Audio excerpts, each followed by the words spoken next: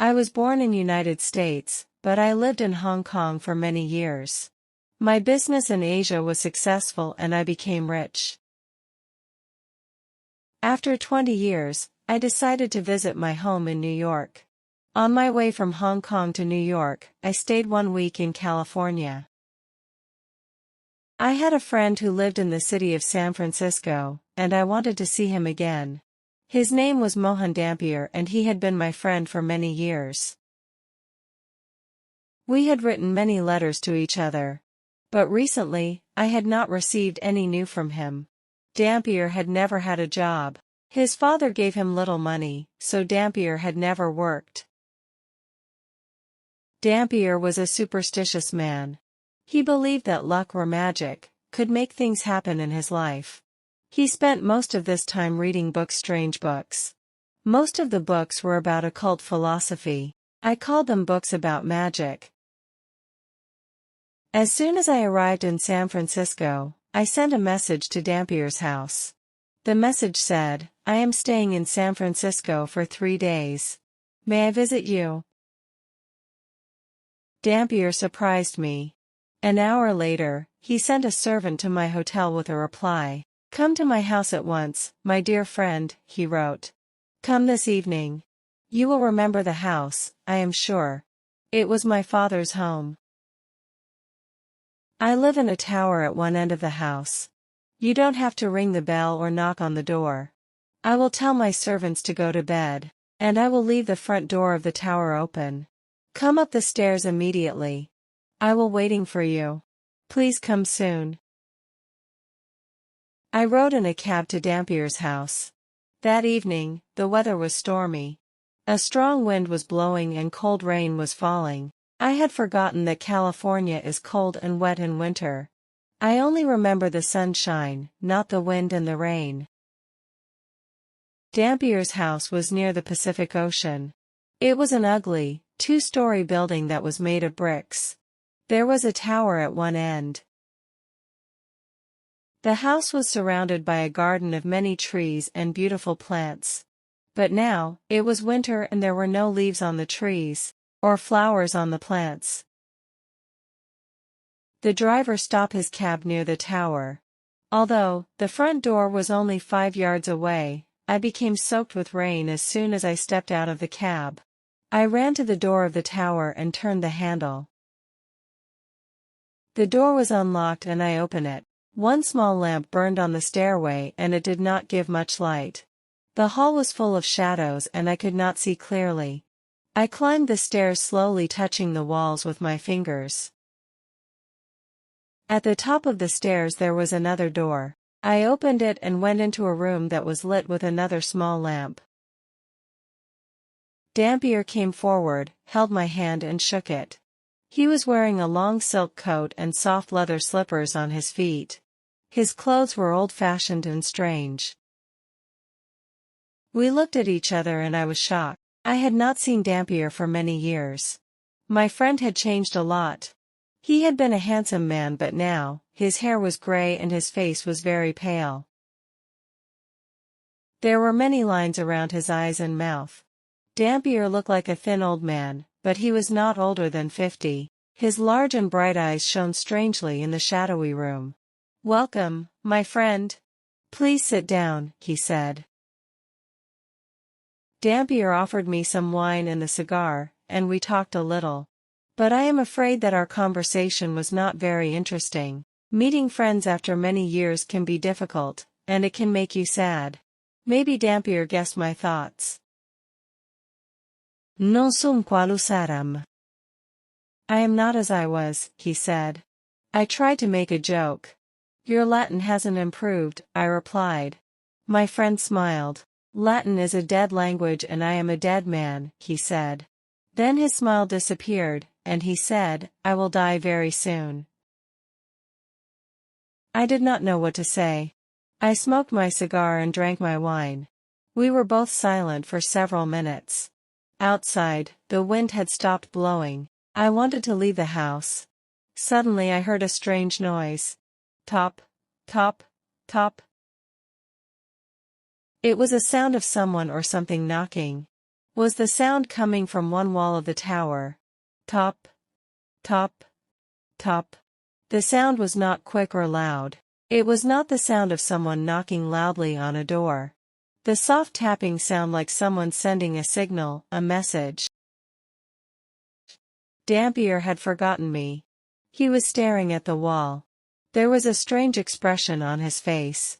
My friend looked excited and afraid. His eyes shone brightly. I did not know what to do. Should I go or stay? I stood up. I see that you are very tired, I said. I will leave. May I visit you tomorrow? Dampier turned his head and looked at me. Please stay, he said. There is no problem. Nobody is there. He walked to a small window and opened it. I had not noticed the window earlier. Look, he said. I walked across the room and looked out of the window. I could see nothing except the light of a street lamp and rain falling. No one was standing outside. There was no one near the wall of the tower. Please don't leave me, said Dampier. I must tell you story. You are the only man that I can tell it to. Will you listen to my story? I wanted to go back to my hotel. Dampier, his house and the strange noise made me feel uncomfortable. I think that I am a sensible and intelligent man, but I felt unhappy and frightened in that old tower room. However, I did not want to upset my old friend. Very well, I said. I will stay and listen. Dampier poured me another drink and offered me another cigar. Then he began to tell his story. I didn't move into this house until my father died, Dampier said.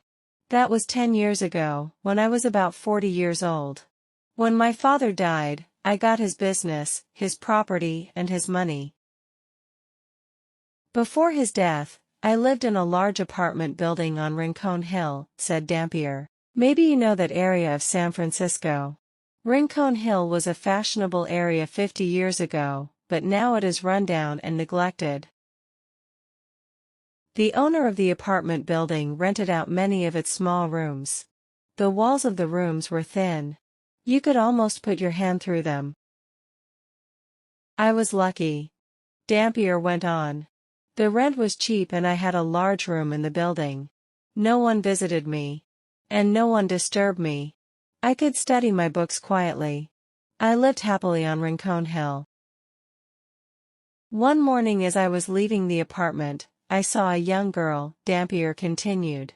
It was a warm day in June. She was wearing a white dress and a straw hat. There were brightly colored flowers and ribbons around the brim of the hat.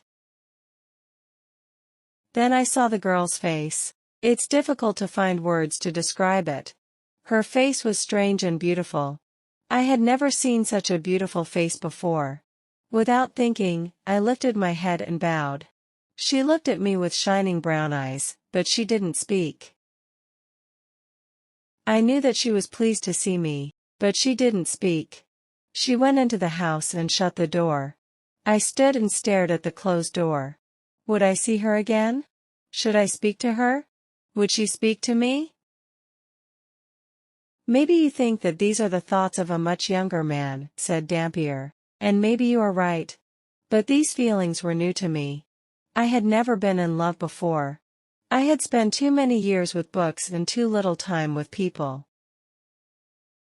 Now, I believe that you are my only friend. Soon, none of this will matter. I don't feel foolish when I talk to you. Dampier stopped speaking for a few moments, then he went on with his story. The next day, I waited in my apartment. For many hours, I stared out of the window. I watched the street, but the girl didn't come out of the building. I didn't know her name, so I couldn't ask anyone about her. That night I couldn't sleep. The next morning, I sat by the window again and waited. Then suddenly, she came out of the apartment building. I went out too. But when I reached the street, she had disappeared. I didn't see where she had gone. So, I walked around the neighborhood. At last I saw her in a narrow street. We smiled at each other. She recognized me, I am sure of that. From that time, I often went out when the girl went out. She always wore the straw hat with the brightly colored flowers and ribbons on its brim. I didn't follow her. I simply walked around the neighborhood, and hoped to see her again. At last I went to the landlady of the apartment. "Who is the girl with the pretty face and the straw hat?" I asked her. "She is my niece, sir," the landlady replied. "She is a servant in this house. She lives here because her parents are dead. She works for me. She cooks and cleans the building. I also sent her to buy our food. She lives at the top of the house.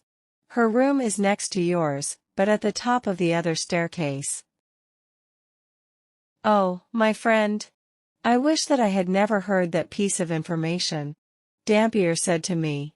The girl's room was next to mine. She was on the other side of the thin wall. At night, I put my hand on the wall and I thought of her. Was her bed by the wall? Was she sleeping only a few inches from my hand? I could not study because of the girl, said Dampier. My mind wasn't clear. I only thought about the girl. I couldn't study my books about the occult. I had never wanted to marry, Dampier went on. I had never wanted a wife and children. I was only interested in learning, and I could never marry a poor uneducated servant girl. My father would never have given this permission. All my money came from my father. If he had stopped giving me money, well, what happened next? I asked. My friend looked at me sadly. I stopped waiting for her, and I stopped watching her. I only studied. I spent all my time reading my books. But, one hot night, I couldn't sleep. Thoughts were racing around and around in my mind. I thought again and again about the beautiful girl. I wanted to be with her. She was only on the other side of the wall. I tapped on the wall. I tapped very gently 3 times. Top, top, top. I tapped again. Top, top, top. Then I felt foolish. I was behaving like a boy who is in love for the first time. I got out of my bed and began to study my books. I was reading a strange book, Dampier said. It was a book of occult philosophy by Necromantis. You would call it a book of magic and superstition. In his book, Necromantis describes how to be a fortune teller. Necromantis also wrote about strange and terrible things that happen 3 times. When these things happened 3 times, death would come. Necromantis called this a fatal triad. I believe that a fatal triad has happened to me. Why? I asked. What happened? While I was alone, reading that strange book by Necromantis, said Dampier. I heard a sound. It was a soft tapping sound. It came from beyond the wall. It was the answer to my own signal. Top, top, top. I knew that the pretty servant girl was sending a message to me. She wanted me to come to her. I ran to the wall and tapped my signal again. Top, top, top. But after that, there was silence. She didn't reply to any of my other signals. I listened for many hours, but I heard nothing more. For many days after this, I looked for the girl, Dampier said. But I never saw her again. I tried to forget her. Then one evening, I went to bed early because I was very tired. In the middle of the night, I have awoke suddenly. I heard a soft sound. I opened my eyes and sat up. I heard a soft tapping on the wall beside the bed. In a few moments, it was repeated. Top, top, top. I was going to reply to the signal, then I stopped. The girl hadn't replied to my last messages. I would not reply to her now. Dampier drank a little wine and then continued. I lay in the bed listening, he said. But I didn't reply. At last, I must have slept. When I awoke, it was late and I felt tired. I needed some fresh air, so I went out of my apartment. The landlady was outside my door. Oh, Mr. Dampier, she said. Have you heard the terrible news? My heart became to beat quickly. My voice shook when I answered. Well, what news? I asked.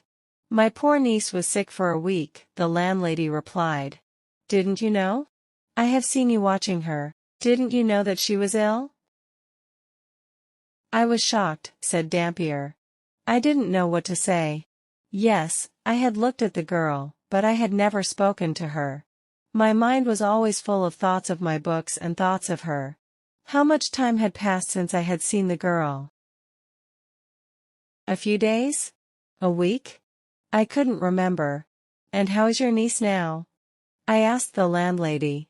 I am sorry, sir, the landlady replied. She was very ill last night and I took care of her. The poor girl made me only one request. She wanted her bed to be moved. She wanted her bed to beside the wall next to your room. So we moved her bed. This make her feel happier, poor thing. Then she touched the wall and smiled. A few hours later she died. The expression on Dampier's face was terrible. There were tears in his eyes, as he continued his story. When I heard this news, I nearly died too, said my friend. I didn't know what to say. What had I done? I had sent my thoughts to the girl and she had answered. I had not called out in words. I had used occult philosophy magic to send her a message. Dampier was silent for a few minutes. Then he went on. A few days later, I heard of my father's death, said Dampier sadly. I left the apartment on the Rincon Hill and came to his house down. This house. It's been my house since then. I have been waiting here, in this tower, for 10 years. I have been waiting for a visitor. I was not expecting to see you, but your visit wasn't a surprise. Necromancus tells us how signs are repeated 3 times. You have heard my story. You must decide if my story has happened, because of a fetal triad. I heard the tapping twice before. The first time, I tried to find the person who made the noise. The second time, many signals were sent to me, but I didn't reply. Now you have heard the tapping too. That was the third time. The fatal triad is complete. I stood up and shook Dampier's hand. My friend knew that I understood his sadness and pain. He pressed my hand with his fingers and smiled. I said good night. There was nothing more to say. The next morning, a servant came from Dampier's house. He brought a sad message for me. My friend Mohan Dampier had died in the night.